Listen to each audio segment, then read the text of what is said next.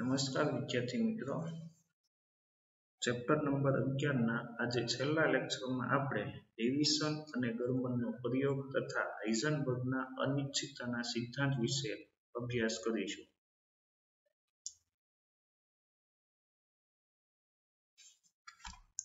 તેમાં પ્રથમ હાઇઝનબર્ગનો અનિશ્ચિતતાનો સિદ્ધાંત.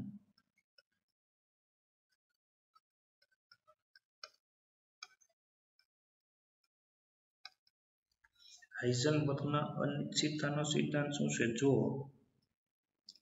સ્થાનની અનિશ્ચિતતા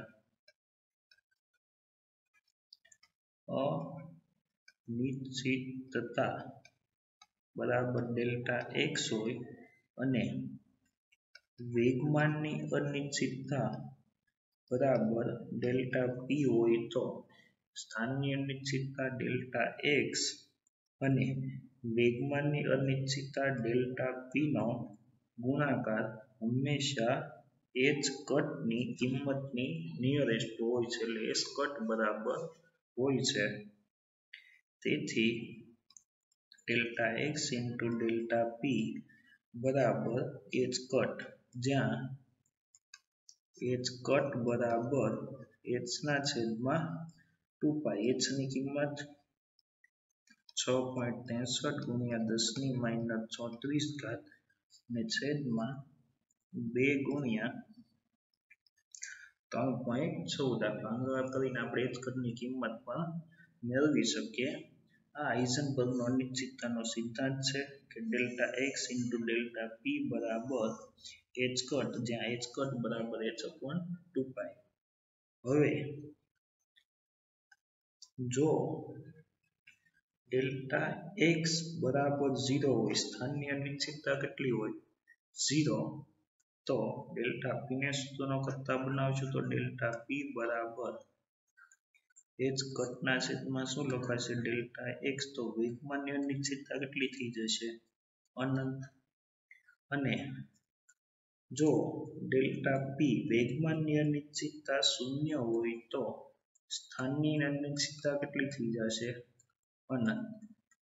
આમ બેમાંથી કે કોઈ પણ એકની અનિશ્ચિતતા 0 હોય તો બીજાની અનિશ્ચિતતા મેળવવી મુશ્કેલ થઈ જાય.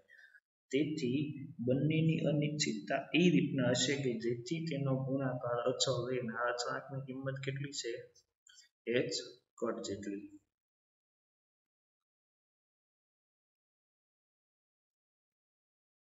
હાઇઝનબર્ગનો અનિશ્ચિતતાનો સિદ્ધાંત.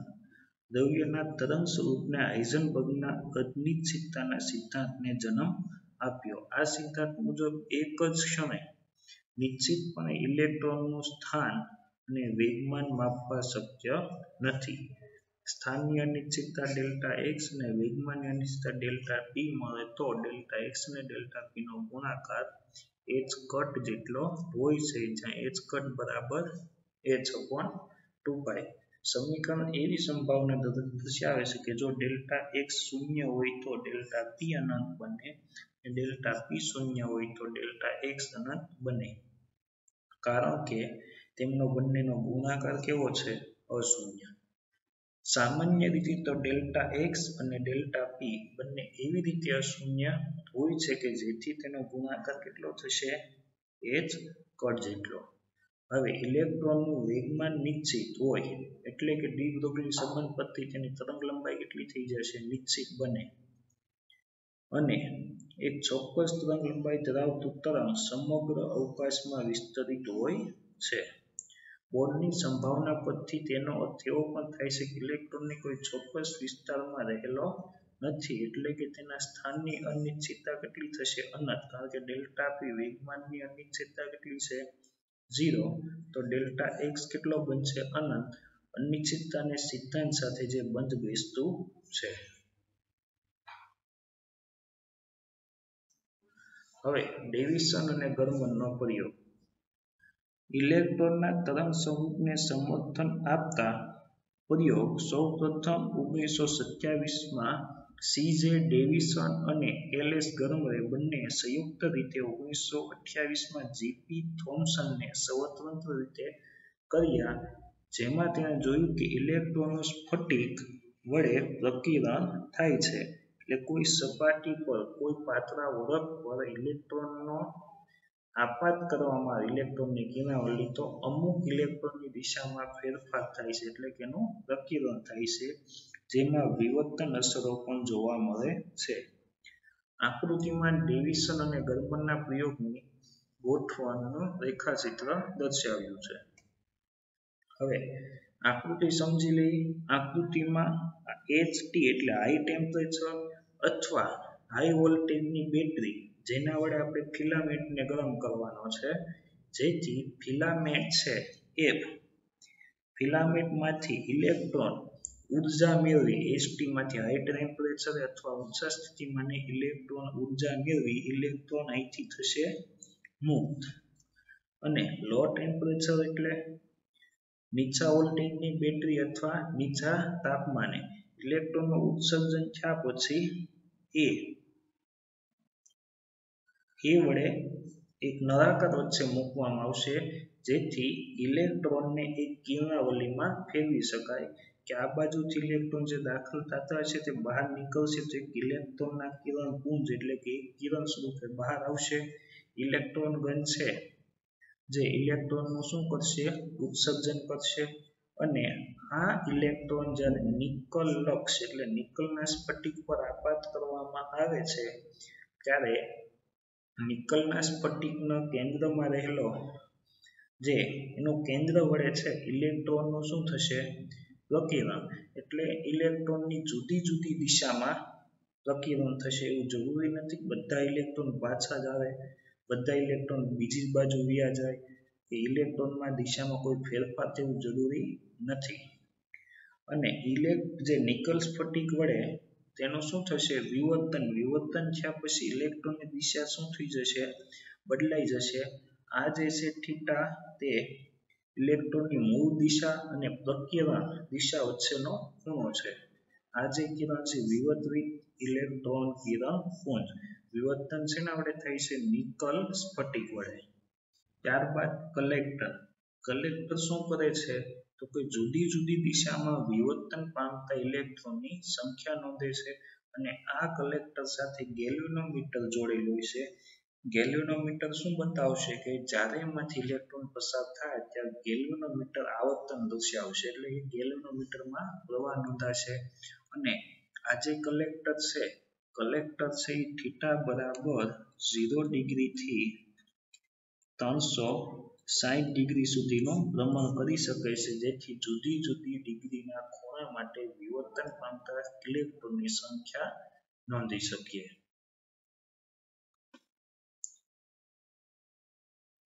તેમાં લો વોલ્ટેજ પાવર સપ્લાય એટલે કે લો ટેમ્પરેચર અથવા બેટરી વડે બેરિયમ ઓક્સાઇડનું પડ ધરાવતા ટંગસ્ટનના ફિલામેન્ટ Fને ગરમ કરવામાં આવે છે, જે ઇલેક્ટ્રોન ગન તરીકે કાર્ય કરે છે. એટલે કે બેરિયમ ઓક્સાઇડ ધાતુના વર્ક ફંક્શન જેટલી એમાંથી જે ઇલેક્ટ્રોન હશે ધાતુના વર્ક ફંક્શન જેટલી ઉર્જા મેળવી લીધા પછી તેમાંથી ઇલેક્ટ્રોનનું શું કરશે?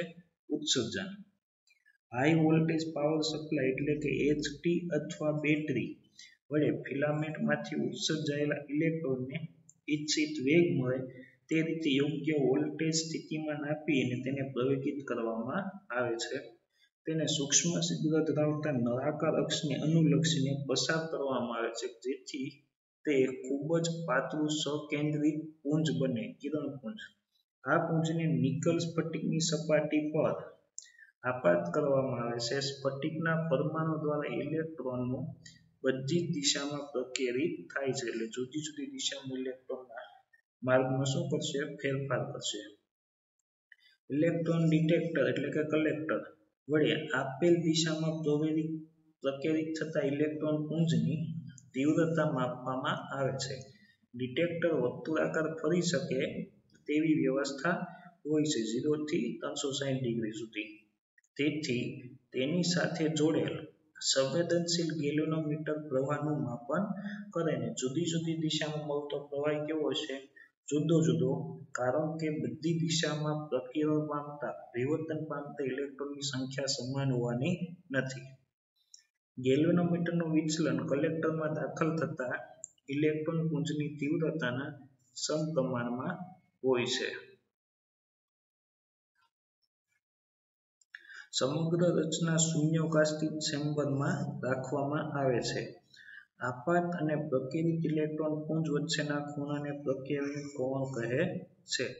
આ ખૂણાની જુદી જુદી કિંમતો માટે ડિટેક્ટર વર્તુળાકાર ફરીને જુદી જુદી સ્થિતિ માટે પ્રકીર્ણિત ઇલેક્ટ્રોન પુંજની તીવ્રતા માપે છે અને આ તીવ્રતા મુજબ ગેલ્વેનોમીટરમાં પ્રવાહ મળે છે. જુદા જુદા પ્રવેગિક વોલ્ટેજ લાગુ પાડી દરેક વોલ્ટેજ માટે જુદા જુદા પ્રકીર્ણન કોણ થીટા માટે પ્રકીર્ણિત ઇલેક્ટ્રોનની તીવ્રતા I નું ચલન મેળવવામાં આવે છે.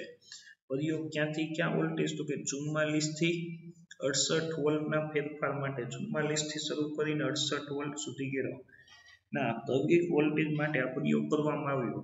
એવું જણાયું છે કે 56 વોલ્ટ વોલ્ટેજ કેટલા છે 56 અને ખૂણો 56 વોલ્ટ અને 50 ડિગ્રીના ખૂણા માટે પ્રકીર્ણિત થતા ઇલેક્ટ્રોનની તીવ્રતા વધુમાં વધુ હોય છે. તીવ્રતા વધુ એટલે ઇલેક્ટ્રોનની સંખ્યા વધુ. ઇલેક્ટ્રોનની સંખ્યા વધુ એટલે ગેલ્વેનોમીટરમાં મળતો પ્રવાહ વધુ. વોલ્ટેજ કેટલા 56 વોલ્ટ અને ખૂણો 50 ડિગ્રી. આ માટે પ્રકીર્ણિત ઇલેક્ટ્રોનની તીવ્રતા મહત્તમ એટલે ઉત્સર્જિત ઇલેક્ટ્રોનની સંખ્યા મહત્તમ એટલે કે પ્રકીર્ણિત થતા ઇલેક્ટ્રોનની સંખ્યા મહત્તમ અને ત્યારે નોંધાતો પ્રવાહ મહત્તમ. ચોક્કસ દિશામાં તીવ્રતાથી મળતી ઉચ્ચ કિંમતે સ્ફટિકમાં નિયમિત આંતર અણુ અવકાશ ધરાવતા પરમાણુના સ્તરોમાંથી પ્રકીર્ણિત થતા ઇલેક્ટ્રોન્સમાં ઉદ્ભવતા સહાયક વ્યતિકરણનું પરિણામ છે. ઇલેક્ટ્રોન વિવર્તન માપન પરથી દ્રવ્ય તરંગલંબાઇ કેટલી મળે છે 0.165 નેનોમીટર મળી હતી અને V બરાબર 54 વોલ્ટ. વોલ્ટેજ કેટલા લેવાના છે 54 વોલ્ટ. ત્યારે જો ડી બ્રોગલી તરંગલંબાઇ મેળવવામાં આવે 54 વોલ્ટે તો તે પણ કેટલી મળે છે 0.167 નેનોમીટર. મતલબમાં બંને પ્રયોગો દરમિયાન મળતી તરંગલંબાઇ સમાન ક્રમની જ છે. અહીંયા 0.165 નેનોમીટર મળે છે ને 0.167 નેનોમીટર એટલે બંને પરિણામો કેવાય છે સમાન જ કહેવાય.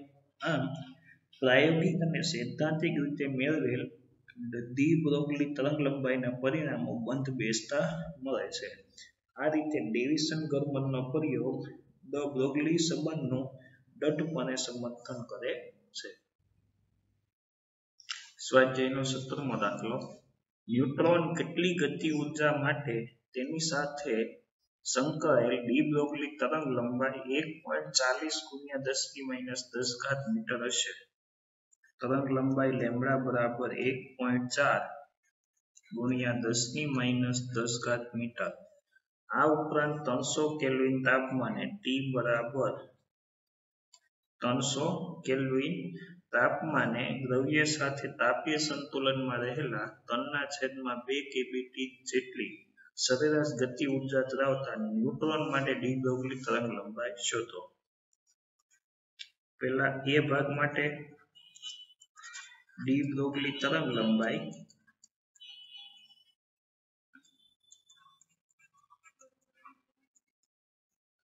લેમ્બડા બરાબર h/p અને વેગમાનનું સમીકરણ જ્યાં p બરાબર વેગમાન બરાબર √2mk. તેથી તરંગલંબાઇ લેમ્બડા બરાબર h/√2mk. અહીંથી ગતિ ઊર્જાને સૂત્રનો કરતા બનાવશું બંને બાજુ વર્ગ કરીને તો ગતિ ઊર્જા k બરાબર a²/2m લેમ્બડા સ્ક્વેર. તરંગલંબાઇની કિંમત આપેલી છે આ સમીકરણમાં મૂકી દઈ. તેથી ગતિ ઊર્જા k બરાબર a² એટલે કે 6.63 ગુણ્યા 10⁻34 નો વર્ગ છેદમાં 2 ગુણ્યા ન્યૂટન માટે દાખલો કરવાનો છે તો ન્યૂટનનું દળ 1.67 ગુણ્યા 10⁻27 અને તરંગ લંબાઈ 1.4 ગુણ્યા 10⁻10 નો વર્ગ, કારણ કે લેમ્ડા સ્ક્વેર છે એટલે. તેથી ગતિ ઉર્જા કે બરાબર પ્લાન્ક અચળાંકનો વર્ગ કરશો તો તેની કિંમત મળશે 43.95 ગુણ્યા 10⁻68 છેદમાં 2 ગુણ્યા 1.6 ગુણ્યા 10⁻27 અને તરંગ લંબાઈનો વર્ગ કરશો તેની કિંમત મળશે 1.96 ગુણ્યા 10⁻20. હવે આ ભાગાકાર કરશું ત્યારે આપણે ગતિ ઉર્જા જૂલમાં મળશે કે બરાબર 6.71 ગુણ્યા 10⁻21 જૂલ. પણ આપણે તો ગતિ ઉર્જા ક્યાં એકમમાં મેળવવાની છે? ઇલેક્ટ્રોન વોલ્ટમાં. તો બરાબર 6.71 ગુણ્યા 10⁻21 ના છેદમાં 1.6 ગુણ્યા 10⁻19 ઇલેક્ટ્રોન વોલ્ટ. તેથી ગતિ ઉર્જા કે બરાબર 4.19 ગુણ્યા 10⁻2 ઇલેક્ટ્રોન વોલ્ટ બરાબર 0.0419 ઇલેક્ટ્રોન વોલ્ટ. હવે બીમાં આપણે ગતિ ઉર્જા બરાબર સરેરાશ ઉષ્મીય ઉર્જા. તો ગતિ ઉર્જા કે બરાબર 3/2 kBT. અને આ સમીકરણનો આપણે ડી બ્રોગલી તરંગ લંબાઈમાં ઉપયોગ કરશું તો ડી બ્રોગલી તરંગ લંબાઈ બરાબર લેમ્બડા બરાબર h/√2mk. જેની કિંમત મૂકશું તો આપણે તરંગ લંબાઈ લેમ્બડા બરાબર h/√, કેની જગ્યાએ 3/2 kBT, તો 2 ને 2 કેન્સલ, તો 3 m kBT. બધાની કિંમત મૂકી પ્લાન્ક અચળાંક 6.63 ગુણ્યા 10⁻34 છેદમાં વર્ગમૂળમાં 3 ન્યૂટનનો દર 1.67 ગુણ્યા 10⁻27 કેબીની કિંમત 1.38 ગુણ્યા 10⁻23 ને તાપમાન આપેલું છે 300 કેલ્વિન.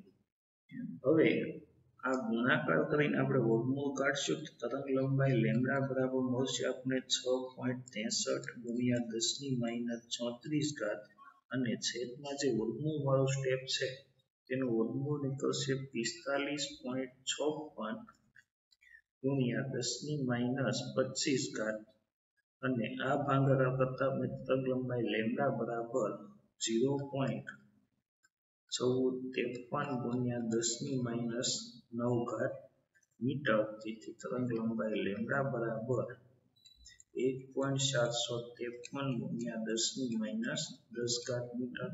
10⁻10 એટલે કે એંગસ્ટ્રોમ, તો 1.453 એંગસ્ટ્રોમ.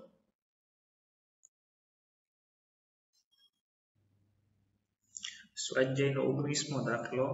હવામાં 300 કેલ્વિન તાપમાન T બરાબર 300 કેલ્વિન રહેલા નાઇટ્રોજન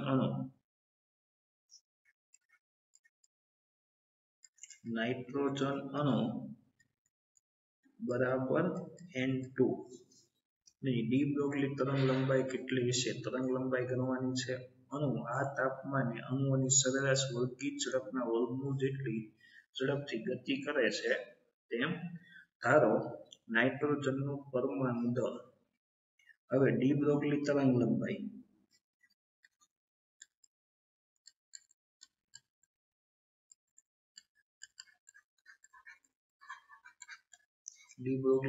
લંબાઈ લેમ્બડા બરાબર h/p બરાબર h/√2m કે અને ગતિ ઉર્જા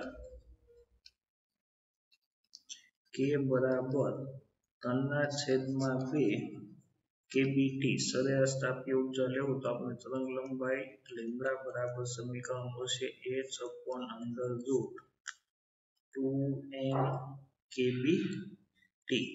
તો n2 અણુ માટે આપણે પહેલા શેની ગણતરી કરવી પડશે? દ m બરાબર n2 છે એટલે 2 ગુણ્યા પરમાણ્વીય દળ. 2 ગુણ્યા પરમાણ્વીય દળ કેટલો આપ્યું છે? 16.0076 યુનિટ બરાબર થશે 28.0152 યુનિટ. આપણે દળ એમાં લેવું પડશે કિલોગ્રામમાં. એક યુનિટની કિંમત કેટલી છે? એક યુનિટ બરાબર 1.66 ગુણ્યા 10⁻27 કિલોગ્રામ. અહીંયા કિંમત મૂકી 28.015 ગુણ્યા 1.66 ગુણ્યા 10⁻27 કિલોગ્રામ.